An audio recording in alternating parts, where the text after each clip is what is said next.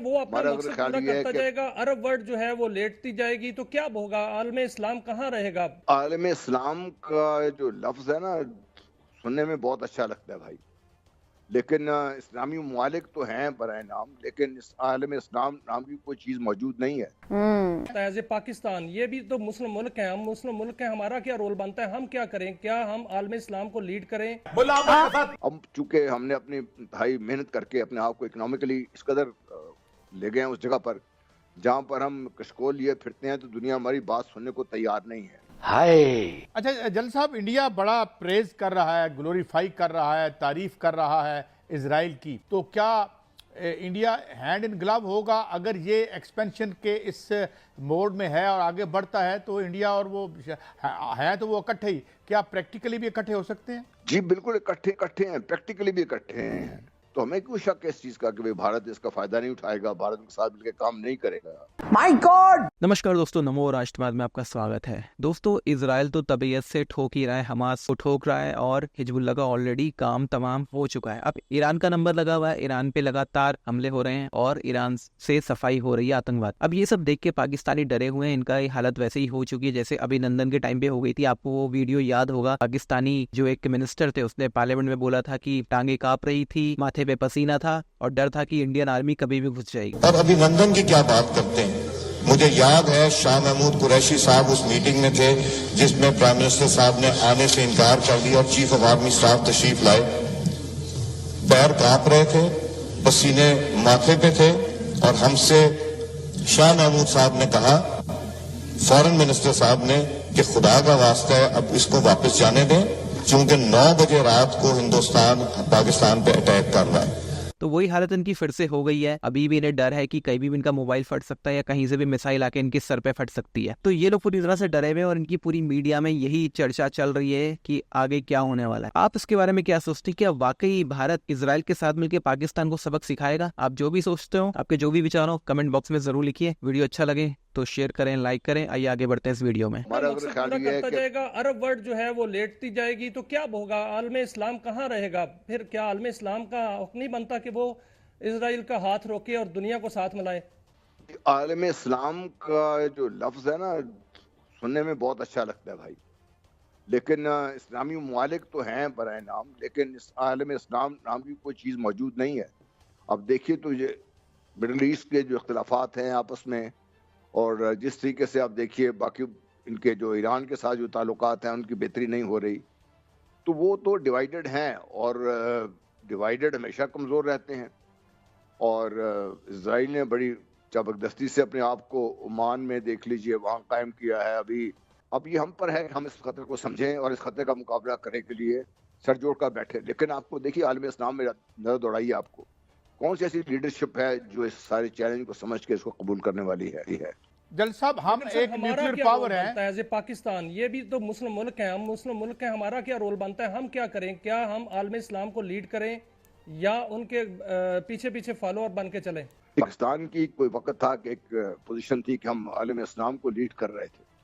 अब चूंकि हमने अपनी भाई मेहनत करके अपने आप को इकोनॉमिकली इस कदर ले गए हैं उस जगह पर जहां पर हम कशकोल लिए फिरते हैं, तो दुनिया हमारी बात सुनने को तैयार नहीं है। न्यूक्लियर वेपन्स हैं, पाकिस्तान की फौज अलहमदुलिल्लाह बहुत मजबूत है, लेकिन जब आप माली तौर पर इस कदर कमज़ोर होंगे और फिर जो लीडरशिप है हमारी उसकी भी नजर दौड़ाइए, जो सियासी अशराफिया है उनको देखिए, क्या उनको इस चीज़ का एहसास भी है? हम सिवाय डस्क बजाने के या जो शरीय तकरीरें करने के, क्या आपने आज तक इस मसले पर कोई संजीदा बहस होती हुई देखी है अपनी कौमी असम्बली में या कहीं और? अच्छा जल साहब, इंडिया बड़ा प्रेज कर रहा है, ग्लोरीफाई कर रहा है, तारीफ कर रहा है इजराइल की और बगले बजा रहा है, तो ये इसे आप कैसे देखते हैं? हमारे पहलू में भी वो है। आपने ठीक फरमाया कि जो हमें जिस मकाम पे इस लीडरशिप ने पहुंचा दिया वो तो बात दुरुस्त है। तो क्या इंडिया हैंड इन ग्लव होगा? अगर ये एक्सपेंशन के इस मोड में है और आगे बढ़ता है तो इंडिया और वो है तो वो इकट्ठे ही, क्या प्रैक्टिकली भी इकट्ठे हो सकते हैं? जी बिल्कुल, इकट्ठे इकट्ठे हैं, प्रैक्टिकली भी इकट्ठे हैं। भाई साहब दौड़ाइए ना, जितना भी एक्सट्रीमिस्ट हैं आपके, जो मजहबी एक्सट्रीमिस्ट हैं या सियासी तौर पे या एक्सट्रीमिज्म है, वो कहाँ पर है? हम जूश जायज़म को हम पहचानते हैं, हम क्रिश्चियन ज़ायनिज़्म को एक्नॉलेज करना नहीं चाहते, जिसको अमेरिका लीड कर रहा है। जो ब्राह्मण ज़ायनिज़्म है उसको भारत लीड कर रहा है। तो आप देखिए तीनों एक इकट्ठे मिलके बैठे हुए हैं और तीनों किसके खिलाफ नबर्द आजमा है, ये भी आपके सामने है सबके। तो हमें क्यों शक है इस चीज का कि भाई भारत इसका फायदा नहीं उठाएगा, भारत के साथ मिलकर काम नहीं करेगा। तो it's a very, I am sorry to say, very bleak picture. हमायत करता है या उनकी फिजिकल हमायत करता है तो फिर हमारा तो पड़ोसी है, तो पाकिस्तान पर भी इसके असरात आएंगे, तो क्या हम खामोश रहेंगे? देखिए पाकिस्तान पर इसके असरात पड़ रहे हैं, हम अगर उनको पहचाने ना तो हमें उसका अलग बात है। पाकिस्तान पर उसके असरात पड़ रहे हैं। पाकिस्तान ने जिस तरीके से अपनी नकेल IMF के हाथ में दे दी है और IMF की शायद जिस हिसाब चल रहे हैं, क्या हमें इतनी सख्त है कि हम खड़े हो जाएं किसी जगह पे जाकर, किसी इशू पर भी, इंटरनेशनल इशू पर? साहब एक और सवाल, अगर इस तरह ऑल आउट वार होती है, ईरान बिल्कुल हमारे हमसाये में बड़ा लंबा बॉर्डर है, हम कैसे नॉन साइलेंट रह सकेंगे इफ एक ऑल आउट वार शुरू होती है ईरान और इजराइल के माबैन?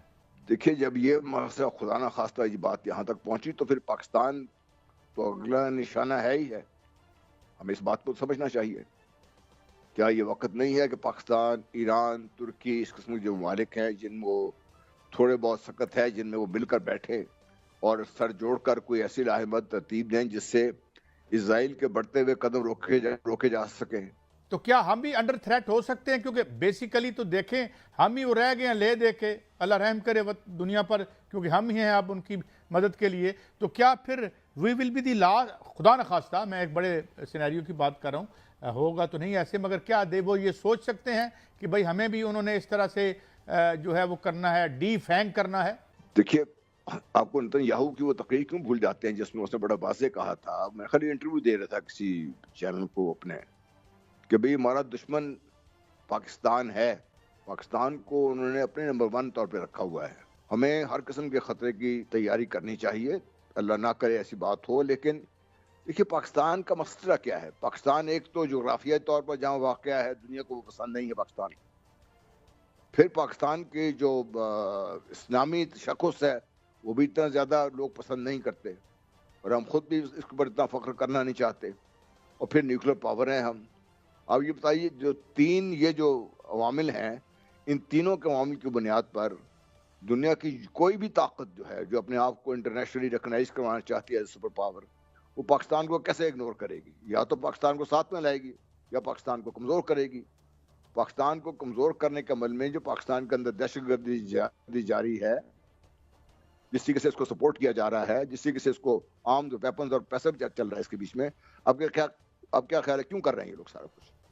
तो जल साहब ये इस सारे सिनेरियो में ब्रिक्स जो इत्तेहाद बन रहा है, एक दूसरा एक ब्लॉक बन रहा है जिसमें चीन और रशिया भी है, पाकिस्तान, सऊदी अरब, चीन, रशिया, अगर ये ब्लॉक बन जाता है तो फिर तो इजराइल को रोका जा सकता है और अमेरिका की भी जो इजारादारी है वो भी खत्म की जा सकती है। देखिए ये सोच तो बड़े अरसे से ये चल रही है कि भाई इस वक्त एक दूसरी जो कोलिशन है वो बगैर डिक्लेयर किए हुए सामने आपको नजर आ रही है।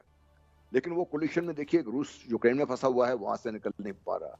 चीन ने अभी तक माली तौर पर तो वो बड़ी दुनिया में आगे बढ़े हैं, लेकिन उन्होंने मिलिटरीली अपने आप को उस पोजीशन में नहीं लाए जहां पर उनको एक सुपर पावर के मुकाबले में उनको खड़ा किया जा सके। दोस्तों मेरा मानना है कि आतंकवाद का सफाया होना चाहिए, हमें कोई इंतजार करते हुए नहीं बैठना चाहिए कि हमारे ऊपर कोई कार्रवाई हो तभी हम उसका बदला लेंगे या इन्हें सबक सिखाएंगे। अब टाइम आ गया है कि बिना किसी वजह के भी इनको ठोका जाए और रोस्ट ठोका जाए।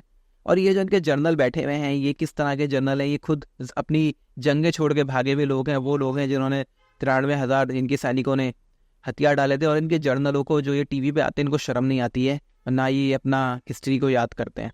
आप इसके बारे में क्या सोचते हैं कमेंट बॉक्स में ज़रूर लिखिए। वीडियो आपको जैसा भी लगा हो कमेंट बॉक्स में ज़रूर लिखिए। वीडियो अच्छा लगा हो तो लाइक करें, शेयर करें, चैनल को सब्सक्राइब करें और मिलता है अगले वीडियो में। तब तक के लिए जय श्री राम।